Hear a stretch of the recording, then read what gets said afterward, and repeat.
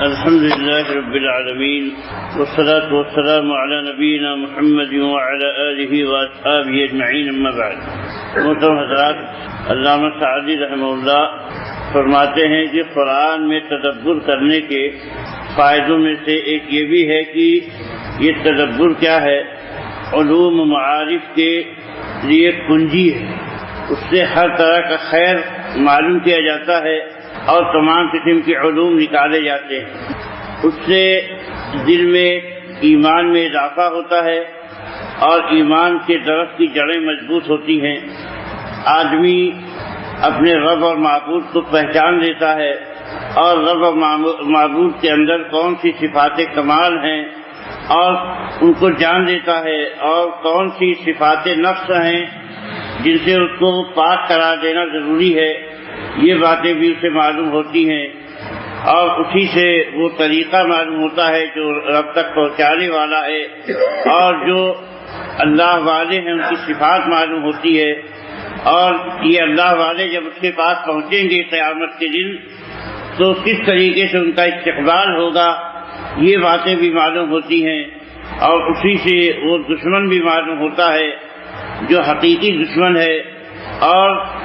عذاب تک پہنچانے والی راہ اور جن لوگوں کو عذاب دیا جائے گا ان کی صفات معلوم ہوتی ہیں، اور سزا کے اسباب کیا ہیں، جب وہ پائے جائیں گے تو اس کا انجام کیا ہوگا، یہ سب باتیں پتہ چلتی ہیں. اور جیسے جیسے بندے کا قرآن مجید میں تدبر اور غور و فکر بڑھتا جاتا ہے،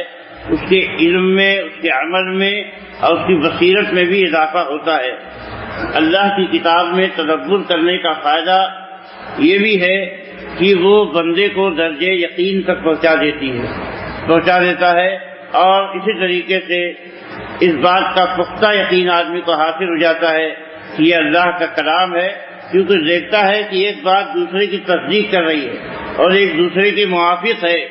اور وہ دیکھتا ہے حکمت کی باتیں، قصے اور خبریں جو قرآن میں مختلف مواقع پر لوٹائے جاتے ہیں، اور وہ سب جو ہے ایک دوسرے کی تصدیق کرنے والے، ایک دوسرے کے موافق ہوتے ہیں، ایک دوسرے کے مخالف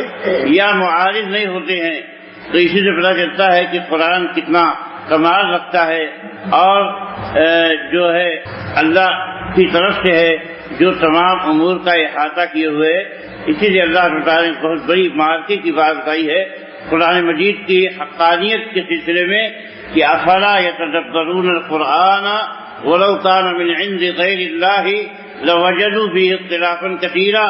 یہ لوگ قرآن میں غور تدبر کیوں نہیں کرتے؟ اگر یہ غیر اللہ کی طرف سے ہوتا تو اس میں بہت اختلاف ملتا. یہ بہت بڑی حقانیت کی پہچان ہے کہ اس میں اختلاف نہیں ہے، سب باتیں ایک دوسرے کے موافق ہیں، ایک دوسرے کی تائید و تصدیق کرنے والی ہیں، ایک دوسرے سے ٹکرانے والی یا ایک دوسرے کو توڑنے والی نہیں ہیں. تو یہ اس بات کی نشانی ہے کہ یہ کلام ایک ایسی ہستی کا کلام ہے جو تمام باتوں کا احاطہ کیے ہوئے ہے، اور تمام باتیں جو ہے جو کہی جاتی ہے اس میں وہ سچی باتیں ہوتی ہیں. تو اس لیے جو ہے آدمی کا یقین اور بڑھ جاتا ہے. تو یہ جو ہے قرآن پر اور تدبر کرنے کے فائدے ہیں. اور اسی طریقے سے جو ہے کہ اللہ تعالیٰ کی معرفت جب حاصل ہوگی تو آدمی کیا ہے، اللہ تعالیٰ کو دیکھنے کا اشتیاق قیامت کے دن بڑھ جائے گا کہ دیکھیں اللہ تعالیٰ کیسا ہے. اسی لیے سب سے بڑی نعمت جو کسی مومن کو حاصل ہو سکتی ہے وہ کیا ہے، اللہ تعالیٰ کو دیکھنا ہے. جنت میں اتنی ساری نعمتیں ہیں، بہت سارے انعام و اکرام کی چیزیں ہیں، لیکن سب سے بڑا انعام جو ہوگا جنتیوں کا وہ اپنے رب کا دیدار ہوگا. اور آدمی جب قرآن پڑھتا ہے تو رب کے دیکھنے کا اشتیاق بڑھ جاتا ہے. اور ایسے کیا ہے، آدمی کی بندگی کی جو خوب ہے اس میں اضافہ ہو جاتا ہے، عقلوں کی تربیت ہوتی ہے، عقل کے اندر بلندی ہوتی ہے کہ انسان کو کیسی سوچ رکھنا چاہیے اور اس دنیا میں کس ٹارگیٹ کے ساتھ زندگی گزارنا چاہیے. اس سے کیا ہے، عقل کے اندر جو ہے ترقی پیدا ہوتی ہے،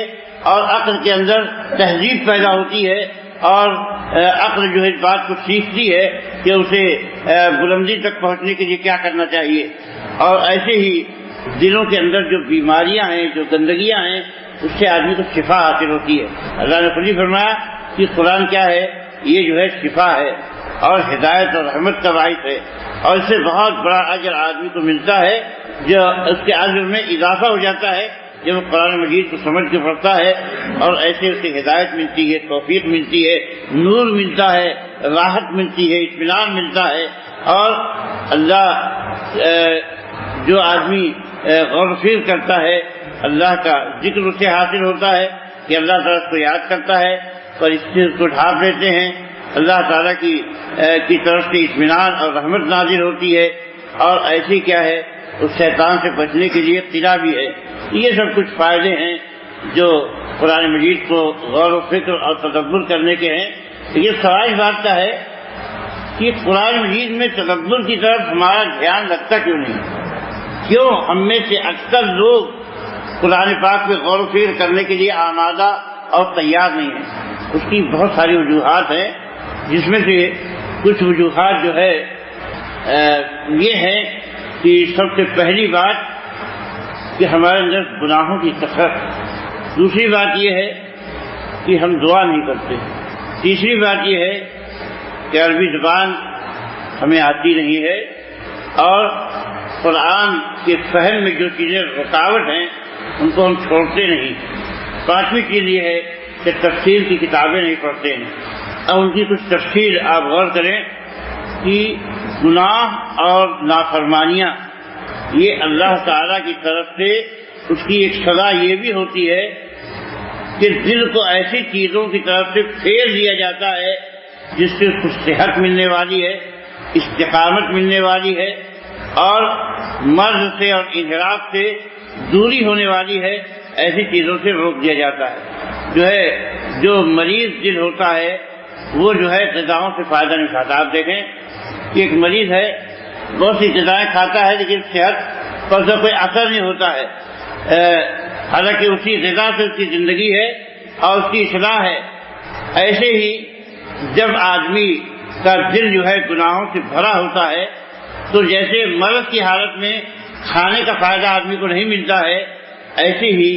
جب دلوں میں گناہ کی کثرت ہوتی ہے تو قرآن کا فائدہ آدمی کو نہیں ملتا ہے۔ اللہ تعالیٰ نے اس بات کو قرآن میں کھل کے بیان کیا ہے، فرمایا کہ کلا بل ران علی قلوبہم ما کانوا یکسبون، ان کے کرتوت کا نتیجہ ہے کہ ان کے دلوں پر زنگ لگ گیا۔ یہ دلوں پہ زنگ اسی لیے لگتا ہے کہ انسان گناہوں کی کثرت، اس لیے حدیث میں آپ نے پڑھا ہوگا کہ جب بندہ کیا ہے گناہ کرتا ہے تو ایک کالا نقطہ اس کے دل میں پڑ جاتا ہے، پھر اگر توبہ کر لیتا ہے تو ہٹ جاتا ہے، لیکن اگر نہیں دوسرا گناہ کرتا ہے تو دوسرا نقطہ، تیسرا، چوتھا، پانچواں، اتنے نقطے ہو جاتے ہیں کہ دل بالکل سیاہ ہو جاتا ہے، اور ایک دور ایسا آتا ہے کہ سیاہ ہوتے ہوتے الجھ جاتا ہے۔ جب الجھ جاتا ہے تو اس میں خیر کی کوئی بات داخل نہیں ہوتی۔ تو یہ سزا ہے اللہ تعالیٰ کی طرف سے۔ تو علماء اس کی تفسیر فرماتے ہیں یہ جو ہے ایک گناہ کے بعد دوسرا گناہ کرنے کا نتیجہ ہے کہ دل پر جو ہے مہر لگا دی جاتی ہے، اور آدمی پھر غافلوں میں سے ہو جاتا ہے، علم سے محروم ہو جاتا ہے۔ اسی لیے اللہ تعالیٰ نے دوسری بات کیا فرمائی، افلا یتدبرون القرآن ام علی قلوب اقفالها، یہ قرآن میں غور و تدبر کیوں نہیں کرتے؟ کیا ان کے دلوں پر تالے پڑے ہوئے ہیں؟ تالے کیسے پڑے؟ جب آدمی کیا ہے دھیرے دھیرے، یہ تالے یہی ہیں کہ گناہ جو ہے رکاوٹ بندش بنتے بنتے ایک دن آدمی کا ایسا آتا ہے کہ وہ سرے سے محروم ہو جاتا ہے، پھر توجہ ہل لیتا ہے کہ کوئی نیکی کام جو ہے اس پہ غور تدبر کرے یا سوچے یا فکر کرے۔ تو میرے بھائی، جو آدمی چاہتا ہو کہ قرآن پر تدبر کی اس کو توفیق ملے، اس کو سب سے پہلا کام یہی کرنا چاہیے کہ گناہوں سے، نافرمانیوں سے دور ہو جائے، بالخصوص وہ آلات جو وسائل تدبر میں آتے ہیں۔ کیا دل، سماعت، زبان اور بصارت، اس کی خاص حفاظت ضروری ہے،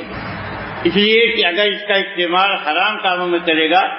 تو حقیقت یہ ہے کہ جتنا حرام کاموں میں اس کا استعمال ہوگا، زبان دل اگر گندی باتیں سوچے گا، زبان گندی باتیں کرے گی، اور کان جو ہے گندی باتیں سنیں گے، اور آنکھیں گندی باتیں دیکھیں گی، تو یقیناً جو ہے اس کو قرآن میں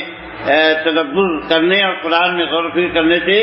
محرومی بڑھتی جائے گی اس کی۔ اللہ تعالیٰ کیا فرماتا ہے وَجَعَلْنَا عَلَىٰ قُلُوبِهِمْ أَكِنَّةً أَن يَفْقَهُوهُ وَفِي آذَانِهِمْ وَقْرًا، کہ ہم نے ان کے دلوں پر پردے ڈال دیے ہیں کہ وہ قرآن کو سمجھ نہیں سکتے، اور ان کے کان میں ڈانٹ ہے۔ اور فرمایا کہ وَقَالُوا قُلُوبُنَا فِي أَكِنَّةٍ مِّمَّا تَدْعُونَنَا إِلَيْهِ، کہ ہمارے دلوں پر تو حجاب پڑ گئے ہیں، پردے پڑ گئے ہیں ان چیزوں سے جن کی طرف تم ہمیں بلاتے ہو، یہ سب ہمارے سمجھ میں نہیں آتی ہیں، اور ہمارے کان میں ڈانٹ ہے، اور تمہارے درمیان ایک حجاب ہے۔ تو یہ حجاب کیا ہے؟ یہ اللہ تعالیٰ پیدا کر دیتا ہے نافرمانی سرکشی کی وجہ سے۔ تو فرمایا کہ دل کا جو ہے ڈھکن ہو جاتا ہے، اس کو اکنہ سے تعبیر کیا گیا، اور کان کا ڈھکن ہوتا ہے، اس کو وقر سے جو ہے ڈانٹ سے تعبیر کیا گیا، اور آنکھ کا جو پردہ ہوتا ہے اس کو حجاب سے تعبیر کیا گیا ہے۔ تو حجاب کیا ہے؟ حق کو دیکھنے سے روک دیتا ہے، اور اکنہ یہ فہم سے روک دیتا ہے، اور ڈانٹ یہ سننے سے روک دیتا ہے۔ امام شافعی رحمۃ اللہ علیہ جو امام مالک کے سامنے آئے اور ان کے سامنے پڑھا، تو جب دیکھا کہ اتنا ذہین و فطین آدمی ہے کہ ذہانت تفقی ہے، اور اس قدر جو ہے فہم و فراست ہے، امام مالک دیکھ کے تعجب میں پڑ گئے۔ تو انہوں نے فرمایا، ایک بڑی جمع قدر بات کہی تھی کہ دیکھو ان اللہ تعالی قد القى على قلبك نورا فلا تطفئه بظلمة المعصیہ، کہ اللہ تعالی نے تمہارے دل پر ایک نور ڈال دیا ہے، لیکن دیکھنا بیٹے گناہوں سے اس نور کو بجھانا مت، کیونکہ کیا ہے جب آدمی گناہ کرے گا تو اللہ تعالی جو نور دیتا ہے وہ بجھ جاتا ہے۔ اسی لیے جو امام شافعی کی طرف شعر منسوب ہے کہ انہوں نے کہا کہ شکوت الی وکیع سوء حفظی فارشدنی الی ترک المعاصی واخبرنی بان العلم نور ونور اللہ لا یؤتاہ عاصی، کہا کہ میں نے اپنے استاد وکیع سے اپنی سوء حافظہ کی کہ یادداشت میری کمزور ہو گئی ہے شکایت کی۔ اسے ان کی طرف منسوب کیا جاتا ہے امام شافعی کی طرف، لیکن یہ نسبت صحیح نہیں ہے۔ البتہ جس کسی کا بھی شعر ہے بہت معنی خیز شعر ہے کہ میں نے اپنے حافظے کی کمزوری کی شکایت کی جو ہے اپنے استاد وکیع سے، تو انہوں نے میری رہنمائی کی کہ دیکھو گناہ چھوڑ دو، حافظہ کمزور ہو گیا ہے، تو اگر چاہتے ہو کہ تمہارا حافظہ مضبوط ہو جائے تو گناہ کرنا چھوڑ دو۔ اور مجھے بتایا کہ دیکھو اس لیے کہ علم ایک نور ہے، روشنی ہے، اور یہ روشنی گنہگاروں کو عطا نہیں کی جاتی۔ اللہ تعالیٰ گنہگاروں کو اس روشنی سے محروم کر دیتا ہے، کیونکہ بہت قیمتی سرمایہ ہے یہ نور، اور اس کو حاصل کرنے کے لیے ایسے ہر اہل و غیر کو ہر چیز نہیں دی جاتی ہے، اس کے جو اہل ہوتے ہیں، جو صلاحیت رکھنے والے ہوتے ہیں، انہیں کو یہ چیز دی جاتی ہے۔ اور پھر بار بار حدیث کو پڑھنا چاہیے جس میں اللہ کے نبی صلی اللہ علیہ وسلم نے فرمایا کہ من یرد اللہ بہ خیرا یفقہہ فی الدین، کہ جس کے ساتھ اللہ تعالیٰ بھلائی کا ارادہ فرماتا ہے اس کو کیا دیتا ہے؟ دین کی سمجھ دیتا ہے۔ یہ بہت ہی امپورٹنٹ حدیث ہے، اور اس کو بار بار آدمی کو ریپیٹ کرنا چاہیے کہ جس کے ساتھ اللہ بھلائی کا ارادہ فرماتا ہے اس کو دین کی سمجھ عطا فرما دیتا ہے۔ اور جو گناہ کرے گا، نافرمانی کرے گا، ہر وقت اللہ تعالیٰ کے حکموں کی مخالفت کرے گا، تو اس کے ساتھ بھلائی کا ارادہ کیسے کیا جائے گا؟ آپ سوچو کہ جو ہے کوئی آدمی آپ کی بہت بات مانتا ہے، آپ کی عزت کرتا ہے، تو آپ اس سے محبت کرتے ہو۔ جب کوئی آدمی ہر بات پہ آپ کی مخالفت کرے، ہر بات جو آپ کہیں اس کا توڑ اور الٹا کرے، تو آپ کے دل میں اس کی محبت پیدا ہوگی۔ یہ نیچرل چیز ہے کہ محبت نہیں پیدا ہوگی، نفرت پیدا ہوگی۔